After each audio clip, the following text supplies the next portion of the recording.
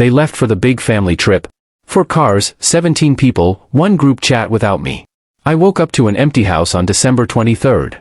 When I called, Mom said, "We thought you were in the van with your cousins." 2 hours later, my sister accidentally sent me a screenshot meant for her friend. "He's really not here?" OMG, our plan worked.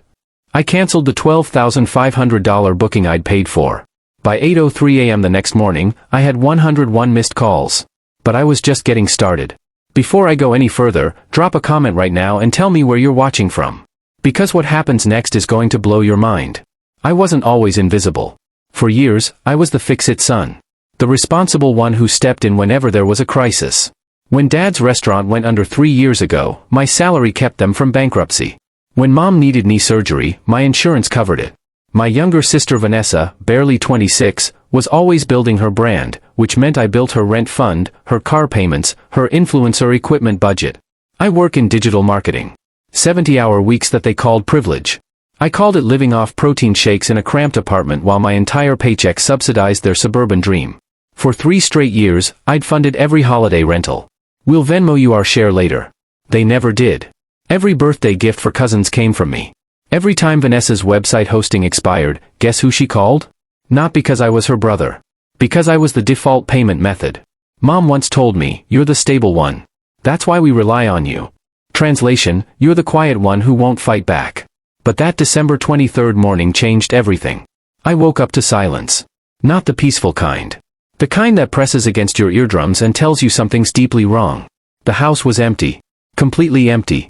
No breakfast smells, no voices calling out, no sounds of movement. Just thick, insulating quiet that made my skin crawl. I walked through the living room. Spotless except for a charging cable coiled by the couch and 2 pine needles near the door. Everyone's stuff was gone. My suitcase still sat in the hallway from my last work trip. My toothbrush dry in the bathroom. But their rooms? Cleared out. No note. No text. Just those 2 pine needles and the ghost of a family that had left without me. I grabbed my phone and called Mom. My hands were shaking. She picked up on the second ring, and she sounded surprised. Like she wasn't expecting to hear from me. "Hey," I said, trying to keep my voice steady. "Where is everyone?" There was a pause. The kind that swells like water behind a dam, building pressure until something has to break. "We thought you were in the van with your cousins," she said. Simple. Casual. Like forgetting your son was completely normal. I said nothing. Just let the words sink in. 17 people. 4 cars. 1 giant family trip to the mountains. And not a single person had noticed I wasn't there. Not one call to check. Not one text asking where I was.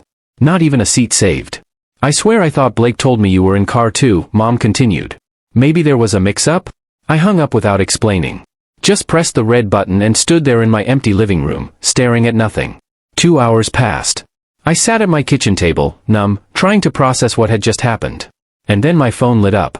Vanessa's name flashed across the screen. A screenshot. I could tell immediately it wasn't meant for me. The image showed a group chat with 17 names I recognized. A pinned message about the trip itinerary. And underneath, Vanessa's text to someone else. "He's really not here?" OMG, our plan worked. Faced with tears of joy. I stared at those words. Our plan. Not a mistake.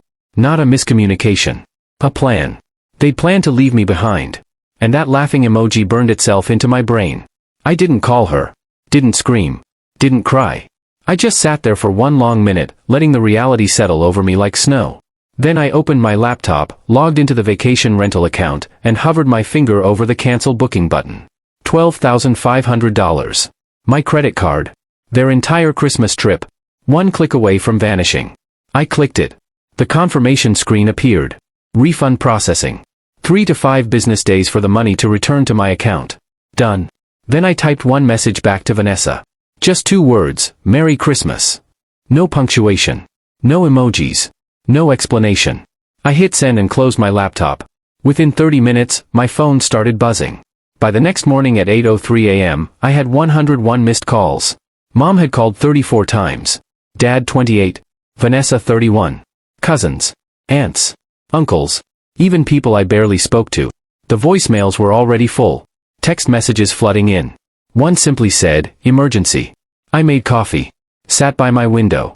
Watched the notifications pile up like snow against a fence. And for the first time in years, I didn't scramble to fix their problem. I just watched. feeling eerily, peacefully calm. 3 hours later, Dad called again. I picked up. His voice was raw, like he'd been screaming for hours. He probably had. "What did you do?" he shouted. "You canceled the whole house." "No," I said, voice steady as stone. "I canceled my booking. It just happened to be the entire booking because it was on my card." "You think this is a joke? There are 17 people standing outside a cabin in the snow with nowhere to go. You think I'm a joke?" I asked quietly. Silence. Heavy. Damning. I hung up, turned my phone off, and sat in the quiet of my apartment, feeling something I hadn't felt in years. Not guilt. Not panic. Just cold, clear purpose. But I wasn't done. Because while they were scrambling to find hotels and screaming at each other in the snow, I was discovering something that would destroy them completely. I remembered something. Years ago, I'd set up a family cloud storage account for sharing photos. I was the admin. Which meant I could see everything anyone uploaded, including files they thought were private. I logged in. Started searching through Vanessa's folders. And there it was, buried 3 levels deep, Christmas Trip 2024, do not share. My breath caught. I clicked it open. Inside were dozens of documents. A budget spreadsheet showing my $12,500 listed as secured without my knowledge. Group chat screenshots going back to October, showing them discussing how to handle Ryan. A Word document titled Logistics and Story Alignment, with bullet points on what lie to tell each family member. Text exchanges between Vanessa and Mom practicing their fake excuses.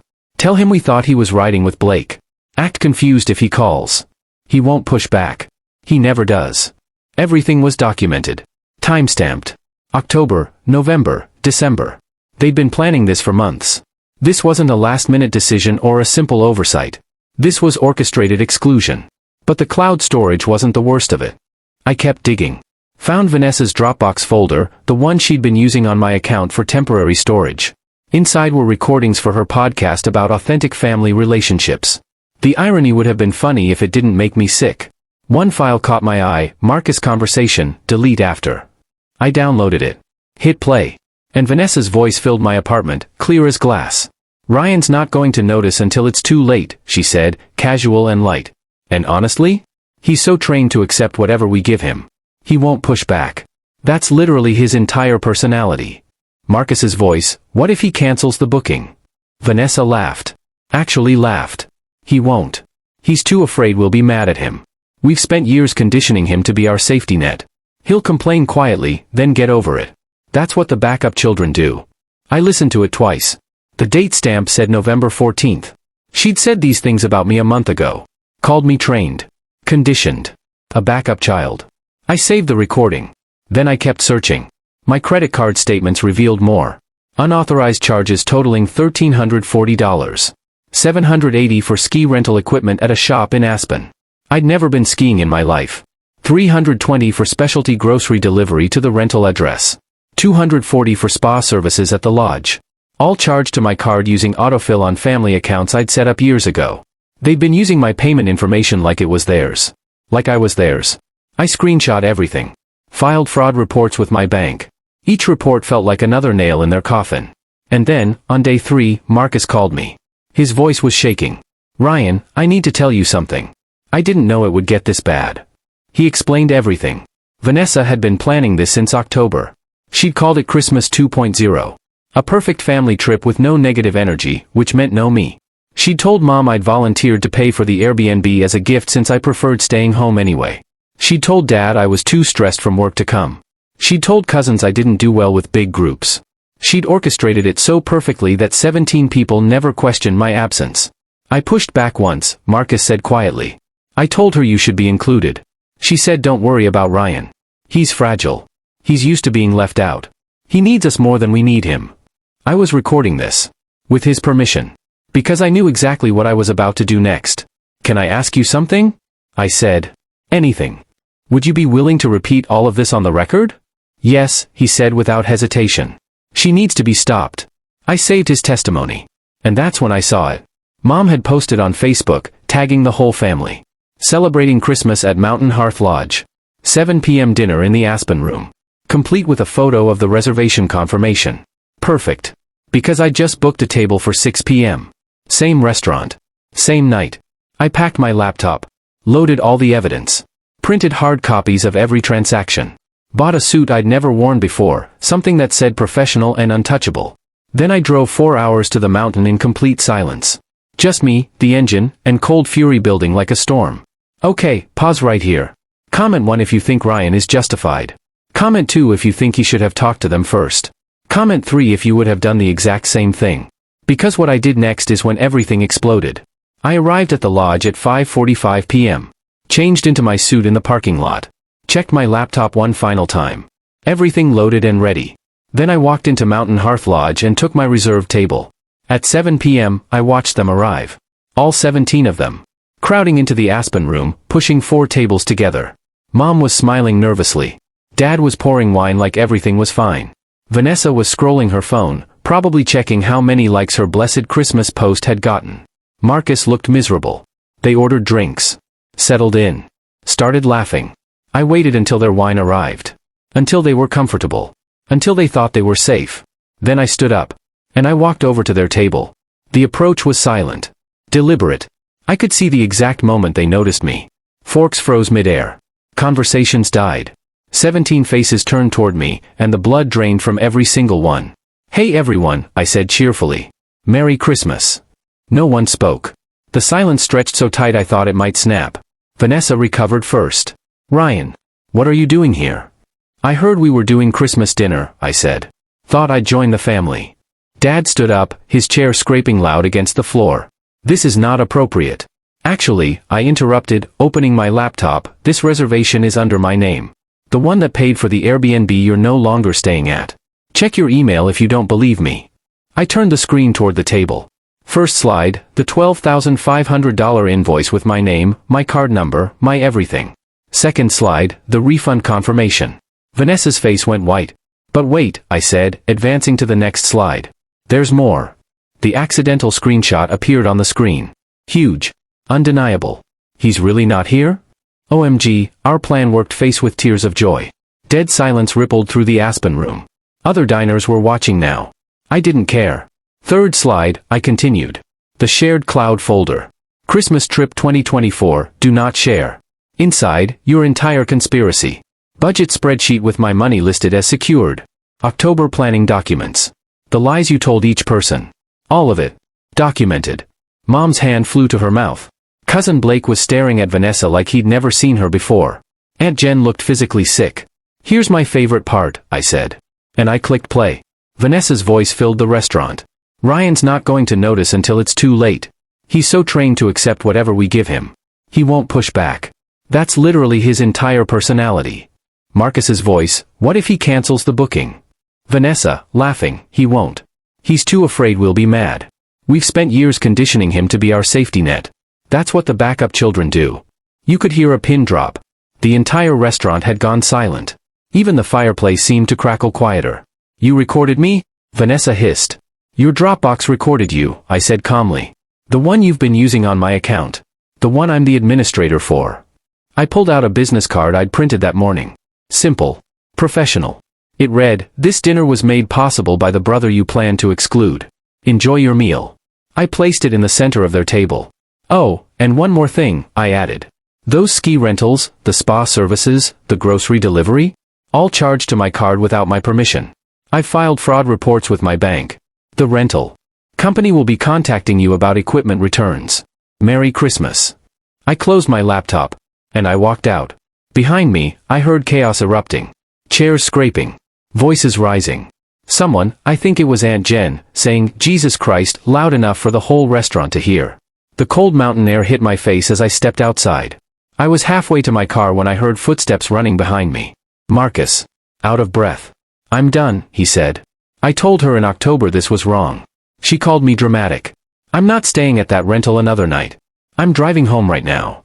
He got in his car and left. 20 minutes later, he posted an Instagram story. Sometimes you discover the person you love is capable of orchestrating cruelty like it's a Christmas tradition. I'm out. He didn't name Vanessa. He didn't need to. Everyone knew. I drove home that night. And on December 26th, I posted everything. A Twitter thread with every screenshot, every recording, every receipt. They left for the big family trip. 4 cars, 17 people, 1 group chat without me. 2 hours later, my sister accidentally sent me this. It went nuclear. 3 million views in 72 hours. Thousands of retweets. Comments from people sharing their own exclusion stories. The thread became a rallying cry for every forgotten sibling, every backup child, every person who'd been used and discarded. Vanessa tried damage control. Posted, "There's context missing. Not everything is what it seems." The top reply, "We heard the context. It's in the voice memo where you call him trained." On January 4th, I received a letter. Heavy paper. Law firm letterhead. My parents had hired an attorney. "Your actions constitute defamation and intentional infliction of emotional distress. Cease all public discussion immediately or face legal action." I called the number on the letterhead. Mr. Henderson answered, voice confident and lawyerly. "This is Ryan. I got your letter." "Yes. My clients are prepared to pursue this if you don't remove." "If you proceed," I interrupted, "discovery will be very interesting. I'll subpoena every family member who was at that dinner. I'll submit the voice memo as evidence. I'll provide 3 years of bank statements showing unauthorized charges. And there's the fraud investigation my bank opened. Your clients used my credit card information without permission. That's a crime, Mr. Henderson." Silence on the other end. "I have a better idea," I continued. "Your clients drop this immediately, and I won't add their legal threats to my Twitter thread. Because right now, public opinion is not on their side. Are we clear?" "I'll speak with them," he said quietly. I never heard from that lawyer again. 2 weeks later, an insurance investigator called. Vanessa had listed me as a dependent on a health insurance application. Used my income information, my address, my social security number. All without my knowledge or permission. "I'm calling to verify," the investigator said professionally. "Are you listed as a dependent on Vanessa Rodriguez's application?" "No," I said. "I never authorized that. I've never been her dependent. I didn't even know about the application." "Thank you. We'll be following up with Ms. Rodriguez." I didn't report her. She'd reported herself. On January 10th, I changed my phone number. No warning. No goodbye texts. The last messages I saw before disconnecting. "Mom, you're still my son. Doesn't that matter? Dad, you made your point. Now act like an adult and fix this. Vanessa, you're really going to erase your entire family?" I let the line go dead without responding. New phone. New number. Complete silence. I signed a lease on a new apartment. 31st floor. Floor-to-ceiling windows overlooking the entire city. 2 bedrooms, one for me, one for an office. No guest room. No couch big enough for someone to crash on. The first thing I hung was a photo someone had taken at Mountain Hearth Lodge. The moment right before I walked away from that table of 17. I framed it. Put it in the hallway where I'd see it every day. Not as a trophy. As a reminder, never beg to be where they don't want you. 6 weeks later, I opened something that changed everything. A co-working space on the west side of the city. Small. 20 desks. High ceilings. Natural light streaming through tall windows. A coffee bar in the corner. I called it Not Included. Underneath, in smaller text, a workspace for the ones who got left off the invite. It wasn't about revenge. It was about building something for people like me. Freelancers. Remote workers. Recovering people-pleasers who needed somewhere to rebuild away from families that drained them. On opening day, I did one thing that made it permanent. I took Vanessa's accidental screenshot, the one that started everything, and had it printed on museum-quality paper. Framed it behind glass and hung it at the front desk with a single line typed below. "He's really not here? OMG, our plan worked." And underneath that, in bold, "And now I am." Within the first month, something unexpected happened. 3 of my younger cousins reached out. The quiet ones. The overlooked ones who'd always been in the background of family photos, forgotten at gatherings, used when convenient. Each said some version of the same thing. "I've been the backup plan my entire life. Thank you for showing me it's not my fault. I saw myself in your story. I thought I was crazy. Now I know I'm not. You gave me permission to stop trying." That hit me harder than 3 million views ever could. This wasn't just my story anymore. It was a blueprint for getting out. We started meeting monthly at Not Included. Just the 4 of us. No parents who manipulated. No siblings who used us. No expectations except honesty. We called ourselves the backup plan. Dark humor, but it worked. And for the first time, none of us felt alone. Christmas came around again. I sent one card to my parents' address. Inside was a photo of me standing in front of the Not Included sign. Arms crossed. Smiling. Actually smiling. No message. Just a post-it note, "Next time, try paying for your own vacation." That was a year ago. And now when people ask if I've forgiven them, I tell them something they don't expect. I've released them. That's not the same as forgiveness. I don't hate them. I don't wish them harm. I just don't carry them anymore. I don't answer unknown numbers. I don't check old email addresses. I don't wonder if I could have done something differently. Because the truth is, I did everything right. And they still chose to leave me behind. Not included is thriving now. 50 members. A waiting list. People fly in from other cities just to work there for a week because they've heard what it represents. Freedom from obligation. Space to rebuild. Permission to choose yourself. Vanessa's website never came back online. Her influencer brand died with that voice memo. Marcus never spoke to her again. Mom and Dad stopped trying to reach me after the lawyer threat failed. I don't miss them. I miss who I pretended they were.